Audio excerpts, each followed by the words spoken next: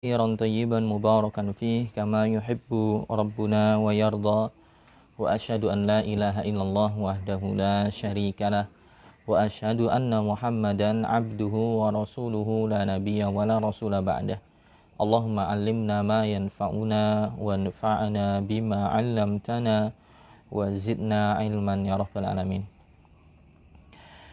Kawan-kawan sekalian yang dimuliakan oleh Allah Subhanahu wa taala, saudara-saudariku sekalian, semoga Allah senantiasa memberikan kita taufiknya. Semoga Allah senantiasa memberikan kita semangat untuk menggali ilmu agama, untuk membuka lembar demi lembar pembahasan berkaitan dengan Al-Quran, berkaitan dengan hadis Nabi Shallallahu Alaihi Wasallam, sesuai dengan apa yang dipahami oleh para ulama kita semua. Semoga kita tetap istiqomah dalam keadaan ini di kondisi apapun yang kita hadapi. Jangan sampai waktu yang Allah berikan kepada kita habiskan sia-sia tanpa ada manfaatnya bagi kehidupan kita, baik kehidupan duniawi, terlebih lagi kehidupan akhirat. Mosok kita punya waktu hanya diisi untuk mencari perkara dunia saja. Tentu orang-orang akan menyesali waktu yang telah dia habiskan, dan umur kita terbatas. Anak Adam umurnya rata-rata 60-70 tahun. Sebagaimana dalam hadis Nabi SAW mengatakan, a'maru ummati ma baina sittina ila sab'in. Umurnya umatku itu kisaran antara 60 dan 70 tahun. Mungkin bisa jadi ada sebagian yang lebih, tapi banyak juga sebagian yang kurang dari itu. Tapi rata-rata umur 60-70 tahun kemudian jatah hidupnya telah habis. Maka waktu demi waktu kita lalui, hari demi hari, matahari menyingsing kemudian tenggelam, kita semakin tambah umurnya. Manfaatkan waktu dengan baik. Mari salah satu kegiatan kita memanfaatkan umur kita, waktu kita. Pada kesempatan malam hari ini kita akan melanjutkan pembahasan tentang pembahasan kurban, pembahasan udhiyah, pembahasan ibadah kurban yang akan kita bacakan dari buku yang ditulis oleh beliau, Syekh Muhammad Ibn Saleh Al-Munajjid hafizahullah ta'ala, yang mana pada kesempatan yang lalu kita membahas sampai permasalahan ke-28. Sekarang kita masuk ke permasalahan 29, yaitu yajuzu dzabhul udhiyah naharan wa lailan. Ini berkenaan dengan waktu penyembelihan. Untuk menyembelih hewan kurban siang ataupun malam hari. Jadi tidak ada batasan waktunya harus siang saja misalnya, enggak. Siang boleh, malam boleh, pagi boleh, Ini tentunya setelah apa? Setelah hari Id, setelah hari Id. Jadi misalnya hari Id, besok hari Id, maka memang waktunya adalah setelah sholat Id. Waktunya adalah setelah sholat Id. Tapi misalnya kemudian hari Id besok itu setelah sholat Id belum nyembelih, hewan kurbannya datangnya baru malam, mau disembelih malam tidak apa-apa. Tapi apa? Ada sisi afdolnya. Wadzabhu fin nahari aula. Namun tentunya menyembelih di waktu siang itu lebih utama. Kenapa? Li'annaha syairah zahirah. Karena kurban itu adalah syiar, Dan syiar itu memang harus ditampakkan. Dan tentunya menyembelih di waktu siang, menyembelih di waktu siang itu syiarnya akan lebih tampak. Syiarnya akan lebih tampak sehingga bisa disaksikan oleh kaum muslimin, terutama orang-orang yang membutuhkan, para fuqara, sehingga mereka senang bisa menyaksikan fenomena tersebut. Juga ada hikmah-hikmah yang lain yang sebagaimana disebutkan sebelumnya. Hikmah ibadah kurban yaitu salah satunya adalah merealisasikan bentuk ibadah kepada Allah Subhanahu wa taala, bahwa menyembelih itu hanya untuk Allah, bukan untuk yang lainnya. Nah, itu permasalahan 29, yaitu menyembelih boleh di waktunya kapan saja selagi di waktu yang masih dibolehkan. Walaupun yang paling afdal adalah di waktu siang hari agar lebih tampak syiar hewan kurban tersebut ketika disembelih. Permasalahan ke-30, idza fata waqtul udhiyah wa lam yudhhi. Jika telah hilang atau telah habis waktu penyembelihan, dan dia belum menyembelih, Fa in kanat tatawwu'an fala yalzamuhu syai'un. Kalau hewan kurbannya berupa hewan kurban tatawwu' atau sunnah, maka tidak ada kewajiban bagi dia. Ya. Wa in kanat manzurah, tapi kalau kurbannya adalah kurban yang nazar, yaitu kurban yang wajib, muhadzabhuha qada'an, maka wajib bagi dirinya untuk tetap menyembelihnya di qada', ya, statusnya mengqada'. Wa yasna'u biha kama yasna'ul bil udhiyah, walaupun sudah di qada', tetap daging tersebut diperlakukan sebagaimana ketika kurban, ya. Jadi ini masalah orang sudah punya hewan kurban, kemudian ternyata karena beberapa halangan dia belum menyembelih sampai waktunya habis. Matahari sudah tenggelam di tanggal 13 Zulhijjah, akhir hari tasyrik. Berarti waktunya sudah habis. Jika kurbannya ini adalah kurban yang sunnah, kurban sunnah itu maksudnya adalah bukan diwajibkan, ya. Sunnah dalam artian di sini menurut pendapat jumhur, ya kan, hukumnya sunnah muakkadah, tidak wajib, ya. Yang menjadi wajib nanti misalnya kurbannya ini misalnya sebagai nazar, ya. Sebagai nazar. Nah, kalau nazar, maka walaupun waktunya sudah habis, sudah tenggelam matahari di tanggal 13, tidak masalah, tetap wajib untuk disembelih sebagai bentuk qada, ya. Nah, ini juga dijelaskan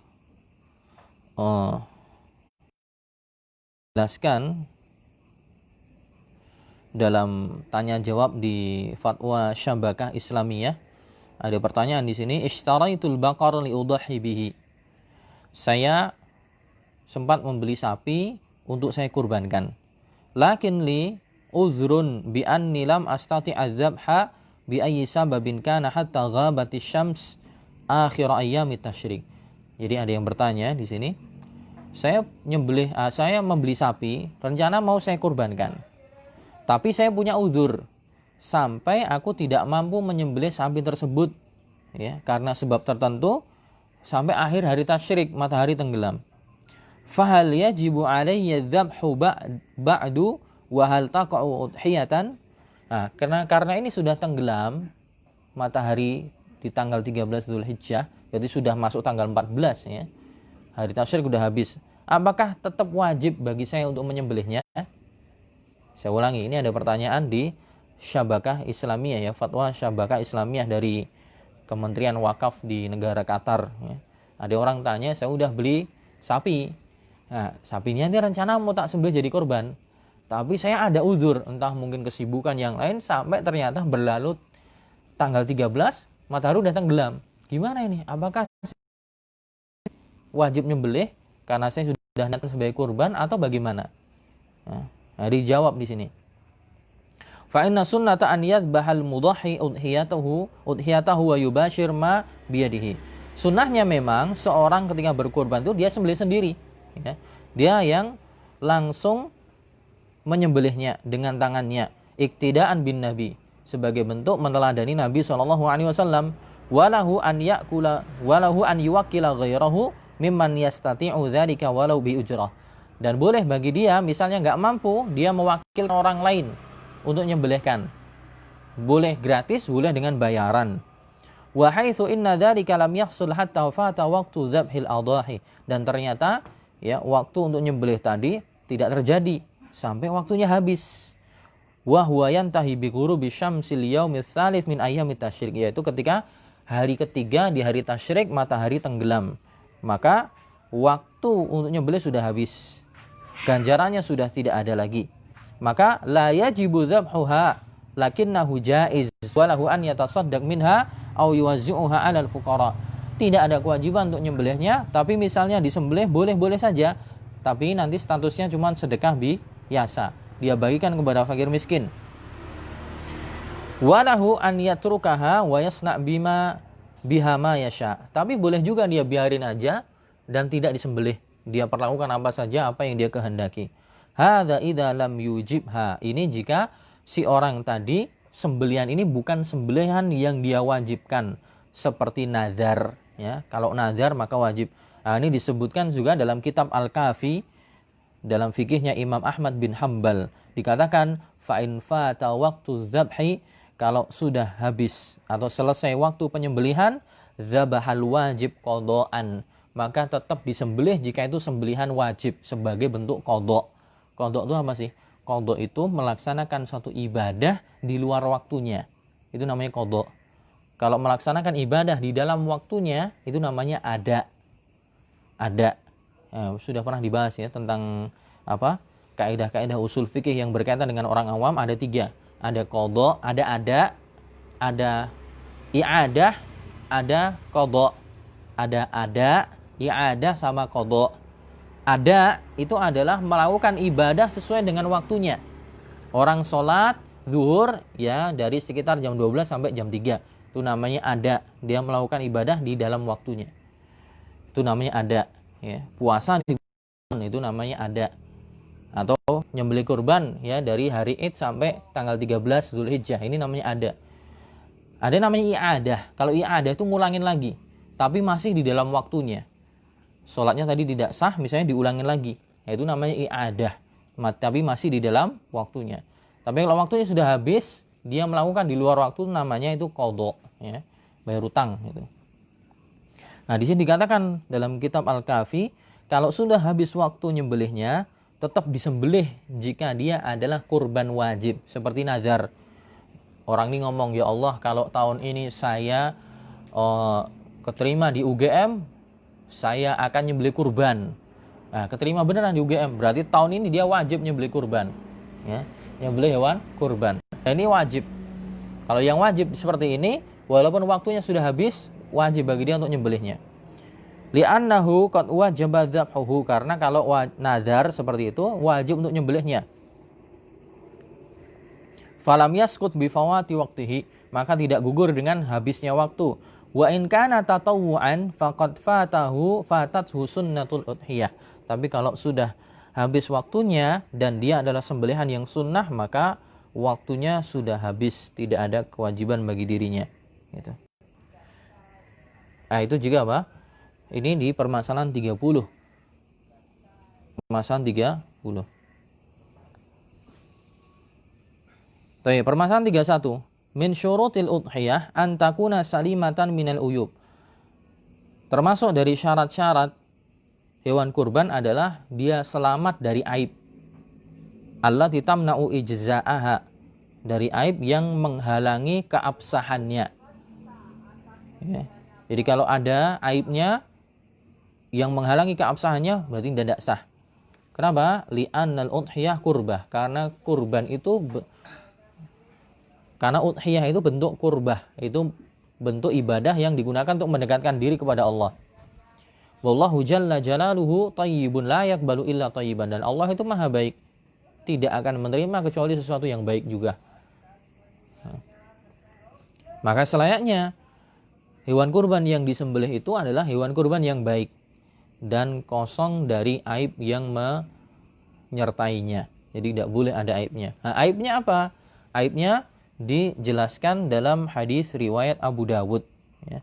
Aibnya dijelaskan dalam hadis riwayat Imam Abu Dawud. Warada fi sunnah, datang dalam hadis ya, penentuan arba'ah uyub, 4 aib yang berkaitan dengan aib-aib yang menghalangi keabsahan udhiyah, keabsahan kurban. Apa itu?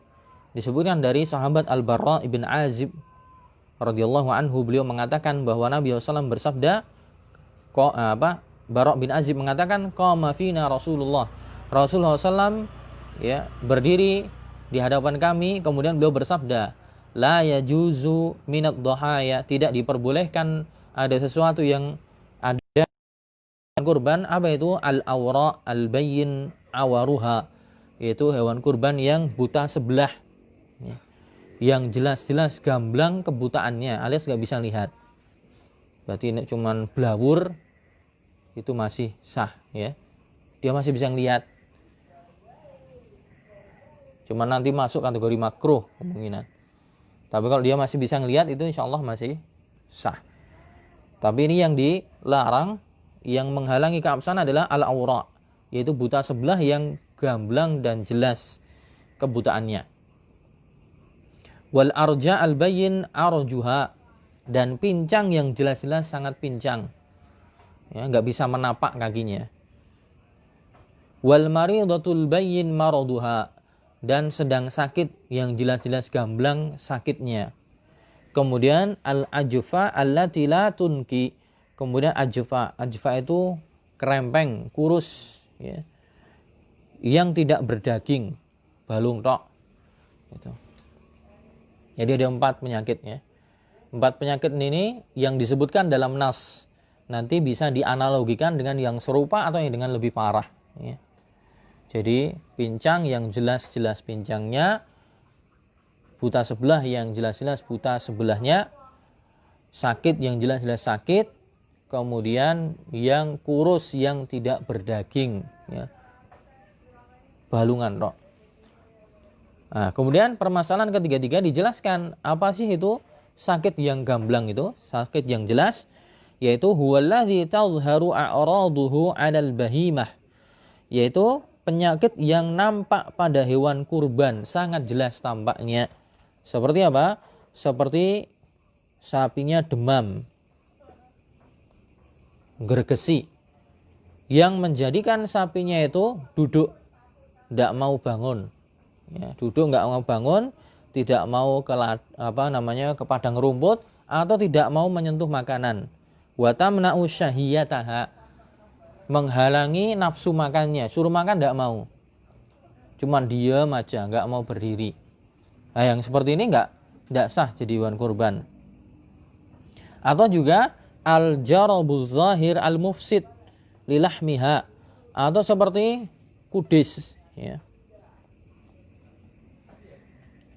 gudikan, ya, dan yang semisalnya yang merusak dagingnya jadi nggak bagus, ya, jijik orang ketika hewan tersebut disembelih. Wal jarah al-amik, dan juga luka yang sangat dalam, yang sangat berpengaruh dengan kesehatan si hewan kurban tadi, ya, habis kebacok atau habis dia ke sawah kemudian gedegling, kena kolonjono misalnya, atau kena yang lain itu kan, luka dalam. Pokoknya yang jelas gamblang penyakitnya, sampai dia nggak bisa jalan, nggak nafsu makan, tengkleler, dan yang semisalnya. Nah, ini tidak sah digunakan untuk hewan kurban. Amal maradul khafif fala yadur. Adapun kalau penyakitnya ringan, tidak ada masalah, ya. Dia masih jalan-jalan, masih suruh makan mau, cuma numbelen misalnya, nah, tidak apa-apa. Wa kadza al-arajul khafif, juga pincang dikit, ya, pincang dikit, masih bisa jalan, masih bisa napak, tapi rodok pincang misalnya, itu tidak apa-apa, masih sah. Wa makana fiha huzalun khafif, atau yang sedikit kurus, itu tidak apa-apa, tapi masih daging, tapi kurus, benar-benar kurus, yang sampai dagingnya tidak ada, itu yang tidak sah. Karena apa yang bisa dimanfaatkan kalau tidak ada dagingnya, gitu. Masih ada dagingnya, mungkin cuman kelihatan igone gitu kan, tapi masih ada dagingnya, itu masih sah, ya. Cuman mungkin dari sisi afdoliyah berkurang, ya, dari sisi afdoliyah berkurang. Tayyib, itu permasalahan 33. Permasalahan ke-34, yulhaqu bihadhil uyub al-arba'ah, ya, disusulkan atau disertakan dengan aib yang 4 tadi, makana mithlaha au asyadda minha. Jadi disertakan, disusulkan dengan penyakit yang 4 tadi, ya, penyakit yang semisal dengannya atau yang lebih parah. Contohnya al-amya, yaitu yang buta dua-duanya. Li'annaha asyaddu minal awra, karena buta dua-duanya lebih parah daripada buta sebelah, ya. Jadi sapinya si buta dari gua hantu, nah, buta dua-duanya tidak sah. Ingat, ya, si buta dari gua hantu itu dulu membutakan diri, ya. Ingat ya? Ngepras empring terus ditaruh di pohon terus dicolok gitu. Film zaman dulu. Nah, buta dua-duanya ini tidak sah. Oh, yang buta sebelah aja nggak sah, dua-duanya lebih nggak sah lagi. Wama ausyakat 'alal maut walam tamut ba'd. Nah, yang kedua sekarat walaupun nggak jadi mati. Nah, ini juga iya. Li'anna ma asabaha asyad minal marad. Ya, karena sekarat itu lebih parah daripada sakit. Sakit yang tadi yang cuman sampai nggak bisa berdiri ya. Sekarat lebih parah lagi. Lebih parah dari sakit atau lebih parah dari pincang. Wa maktu'ah ihdal yadaini aw ar-rijlaini, atau yang terpotong salah satu dari tangannya. Maksudnya bukan tangan ya, dua-duanya kaki ya.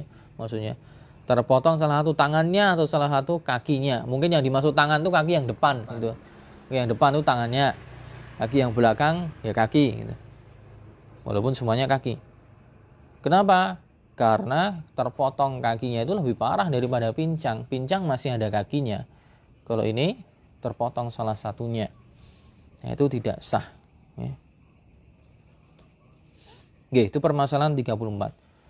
Permasalahan ke-35, al-udhunu wal qarnu wal dhanbu wal aliyah.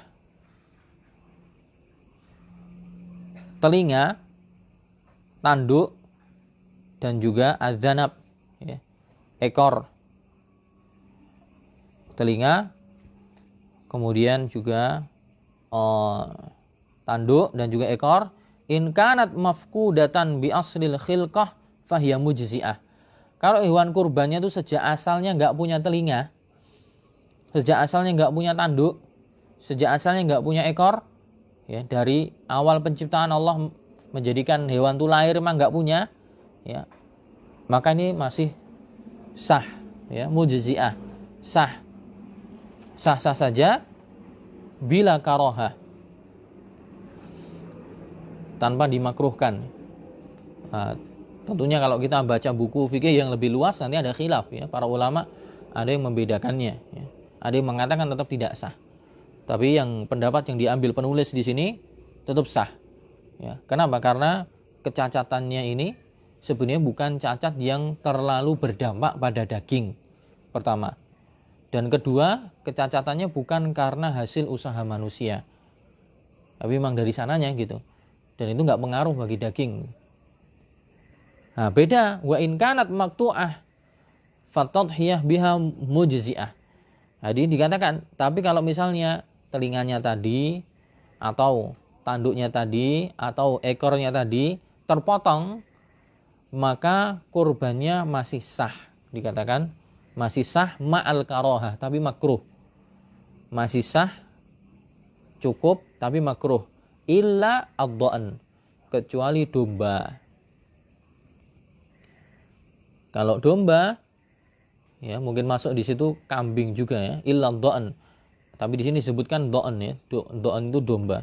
Illa ad-dha'n allati quti'at aliyatuha fala tujzi, kecuali domba yang terpotong ekornya maka tidak cukup, tidak sah. Tapi kalau yang kepotong adalah onta atau sapi atau kebo, itu masih sah. Ya, masih sah tapi makruh. Tapi kalau yang kepotong atau yang terpotong adalah domba, maka tidak sah. Li'anna hadza naqsun bayyinun fi juz'in maqsudin minha. Ya. Karena ini adalah cacat yang jelas pada salah satu bagian hewan yang dimaksudkan untuk kurban. Gitu. Hewan dimaksudkan untuk kurban.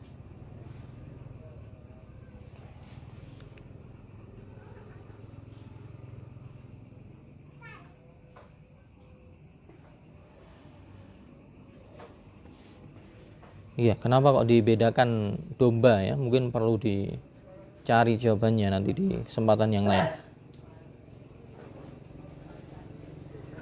Karena dia ekornya gede ya. Domba. Domba itu ekornya gede. Biasa. Malah kupingnya ciri ya. Domba sound the sheep.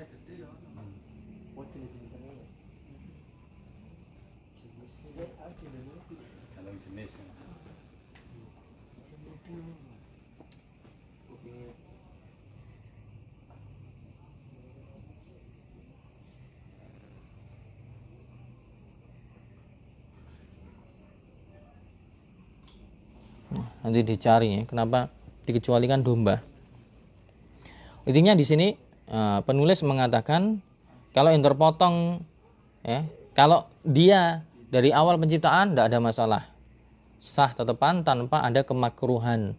Tapi kalau yang kepotong ya, telinga, ekor, kemudian tanduk terpotong, itu sah, tapi dengan sisi kemakruhan, makruh.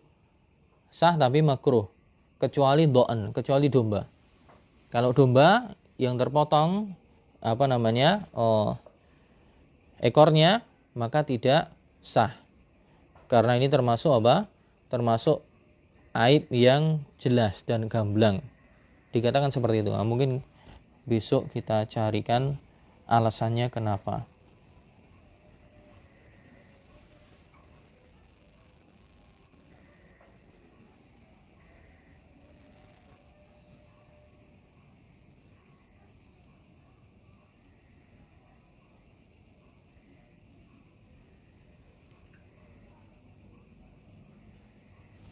Oh, beda, Mas. Kalau ekor domba itu gede memang. Daripada ekor kambing.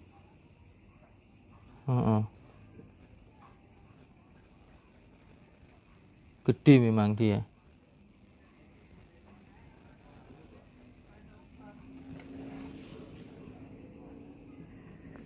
Ini ada gambarnya nih. Gede, Mas, bokongnya. Enggak, kurang jelas ya. Nanti dicari di sini ada gambarnya, emang gede, daging dia.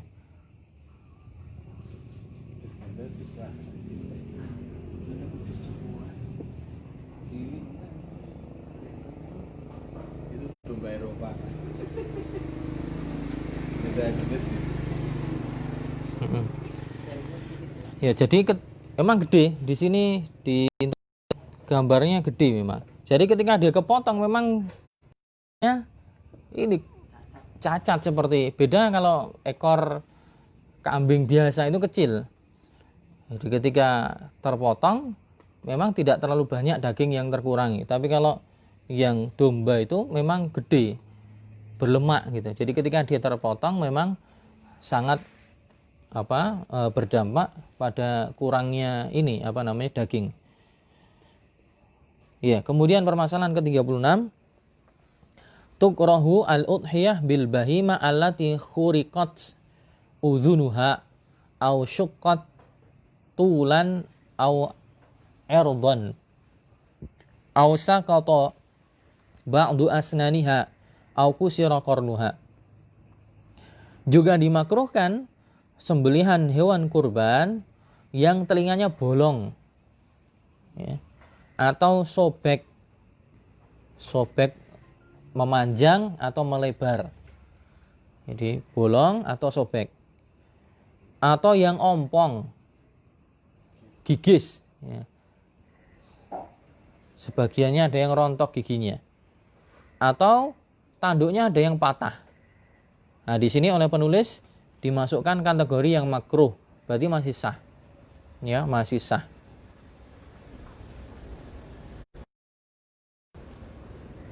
Nah, ini juga bisa jadi solusi ya. Bisa jadi solusi di yang ingin berkorban di masa yang seperti ini. Di masa yang seperti ini. Yaitu ketika korban dengan hewan yang sempurna, mungkin harganya mahal. Tapi bisa jadi ada yang jual tuh. Ada yang jual yang telinganya sobek, misalnya telinganya bolong, atau ada yang ompong atau yang tanduknya patah satu, biasanya dijual lebih murah.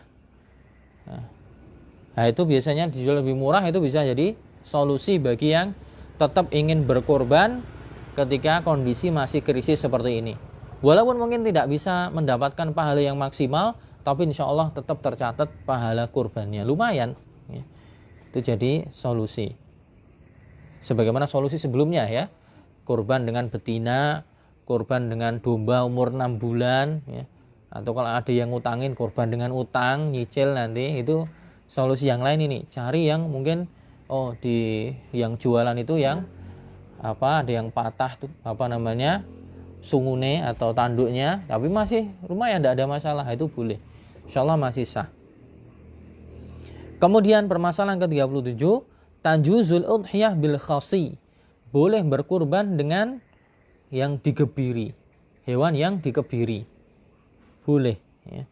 Faqad dhaha an-nabi sallallahu alaihi wasallam bi kabsyaini mawju'ain, bahkan Nabi SAW diriwayatkan pernah berkurban dengan 2 kambing jantan besar yang dikebiri ya.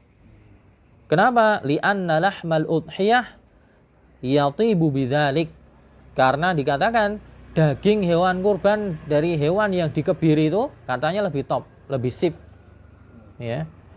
Berkata Ibnu Qudamah Al-Maqdisi dalam kitab beliau Al-Mughni, la na'lamu fi hadza khilafan, tidak ada khilaf di antara para ulama dalam masalah ini. Jadi ngapunten ya, yang dikebiri yang tidak punya torpedo ya, dipotong itu tidak ada masalah. Bahkan Nabi pernah praktek dengan yang demikian. Kenapa? Karena kalau ya kasihan mungkin ya, dari sisi peri kehewanan mungkin tuh kasihan. Tapi dari sisi daging, hewannya jadi nggak punya birahi, nggak mikirin kawin. Akhirnya dia fokus makan aja, jadi gemuk ya. Jadi fokusnya ya, jadi kalau pengen lemu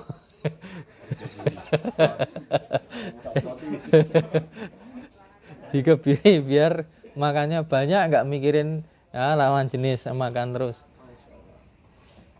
Kama dhahan Nabi sallallahu alaihi wasallam aidan bil fahil, sebagaimana Nabi SAW juga pernah berkorban dengan pejantan yang normal. Fahil itu bibit ya, pejantan bibit. Ghairul khasi, yaitu yang bukan dikebiri.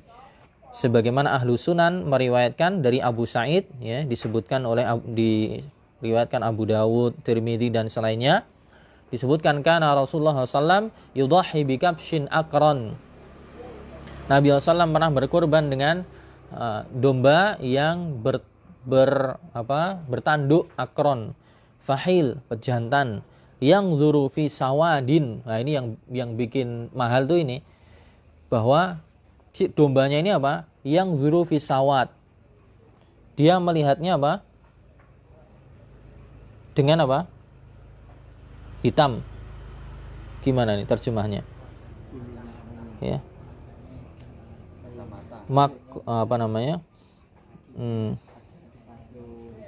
Rasulullah SAW berkorban dengan domba pejantan yang bertanduk, bulu matanya hitam, yang zurufi sawadin, jadi matanya hitam. Wa ya'kulu fi sawad, dan dia ya'kulu fi sawad, makan di hitam. Maksudnya apa ini? Di sini dikatakan ya'kulu itu maksudnya makan sebenarnya. Mungkin bisa jadi perutnya atau ya mulutnya juga hitam. Wa yamshi fi sawad, dan dia berjalan kakinya juga bulunya hitam. Kalau dalam hadis yang lain akronaini amlahaini, Nabi SAW menyembelih 2 kabsyaini akronaini, 2 ekor domba yang bertanduk dan amlah itu warnanya putih campur hitam ya, lebih global. Nah di sini lebih rinci, hitamnya di sebelah mana? Hitamnya di matanya ya, kayak pakai kacamata hitam. Wa ya'kulu fi sawad, mulutnya juga dikatakan hitam atau mungkin perutnya, plus juga ininya kakinya hitam. Makanya itu yang membuat mahal. Mahal. Terakhir 38, tata'ayyanul udhiyah bi amrain. Penentuan hewan kurban. Hewan kurban itu ditentukan jadi hewan kurban dengan dua jalan. Pertama dengan perkataan. Misalnya hadhihi udhiyah. Dia punya kambing, kemudian dia ngomong ini nanti jadi hewan kurban. Aw bi syira'iha bi niyatil udhiyah, atau dengan membelinya dalam hati niatnya sebagai kurban. Pertama dia memang sudah punya sapi, dia ngomong ini kurban, jadi kurban. Atau dia belum punya, kemudian dia beli ke tukang kambing, kemudian dalam hati ini sebagai kurban. Konsekuensinya apa sih? Nanti ada konsekuensinya. Karena kalau sudah ditentukan, berarti sudah bukan miliknya lagi. Ya. Kambing itu kalau dia sudah ngomong ini kurban, ya berarti itu sudah berpindah jadi miliknya Allah Subhanahu wa taala. Sudah bukan miliknya dia lagi. Dan nanti ada konsekuensinya, kita baca di pertemuan yang akan datang insyaallah.